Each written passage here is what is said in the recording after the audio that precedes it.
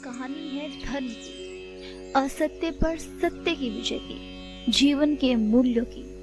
महाभारत कहानी है कृष्ण की नीतियों की, श्रीमद् भागवत कथा की। महाभारत का एक ऐसा योद्धा जो धर्म, नीति, शास्त्र और शस्त्र सब में निपुण था, जिसके एक एक वाक्य में नीति का सार तत्व छिपा था, जिसकी नीतियां धर्म को अपना आधार मानती थी, जो विश्वास करता था हस्तिनापुर के कल्याण में। आज कहानी ऐसे ही शास्त्र और शस्त्र के अद्भुत ज्ञाता महर्षि विदुर की। कि अपने शत्रुओं पर तो हर कोई दृष्टि रखता है, परंतु राजा को अपने मंत्रियों, सेवकों और अंग रक्षकों पर भी दृष्टि रखनी चाहिए। हे राजन, काम का वेग और भूख की ज्वाला ही हर पाप की जड़ है, तो अपने काम को वश में रखो और जन समुदाय के पेट में भूख की आग को कभी भड़कने न दो। विदुर अपने नाम के ही अनुसार कुशल और बुद्धिमान तथा मन को अपने अनुसार चलाने वाले व्यक्ति थे। महाभारत काल के महत्वपूर्ण पात्रों में से एक पात्र विदुर जी को माना जाता है। विदुर जी हस्तिनापुर के प्रधानमंत्री, कौरवों व पांडवों के काका और धृतराष्ट्र एवं पांडु के भाई थे, किंतु इनका जन्म एक दासी के गर्भ से हुआ था। इतनी महत्वपूर्ण भूमिका होने के बाद भी मनीषी विदुर महाभारत में अपना कोई अस्तित्व कायम न कर सके।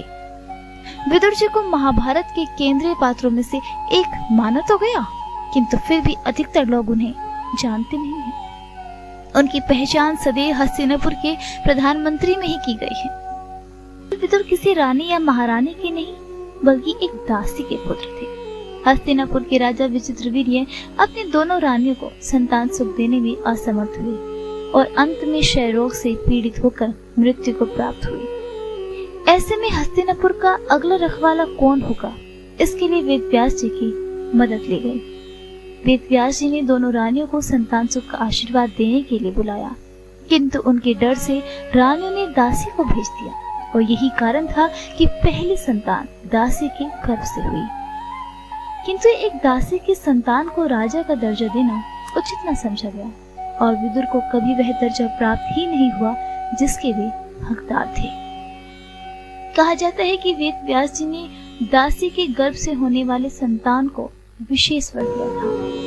उनका कहना था कि यह संतान बेहद बुद्धिमान एवं सर्वगुण संपन्न होगी।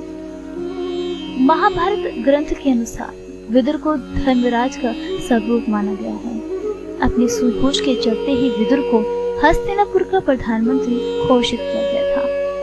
कहते हैं विदुर ने महाभारत युद्ध लड़ने से इनकार कर दिया था।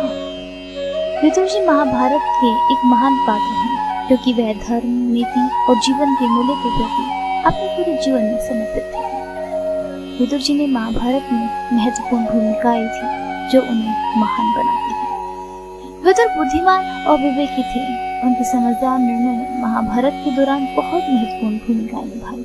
वह अपने ज्ञान और समझ के साथ समस्याओं का समाधान ढूंढने में सफल रहे। विदुर नीति और राजनीति के क्षेत्र में अद्वितीय ज्ञान रखते थे। उन्होंने अपनी नीति, कथाओं और उपदेशों के माध्यम से राजा धृतराष्ट्र को सही मार्ग पर चलने के लिए प्रेरित किया। विदुर समाज के लिए भी सेवाभावी थे।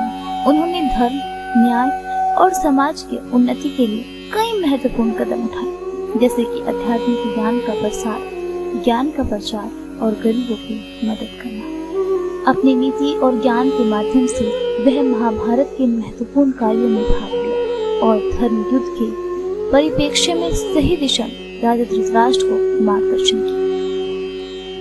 इन्हीं कारणों से विदुर महाभारत में महान है, क्योंकि वह धर्म, नीति, जीवन के मूल्यों के प्रति अपनी पूरी आस्था रखते थे और अपने ज्ञान और नेतृत्व के माध्यम से समाज को सही मार्ग पर चलाने का प्रयास करते थे।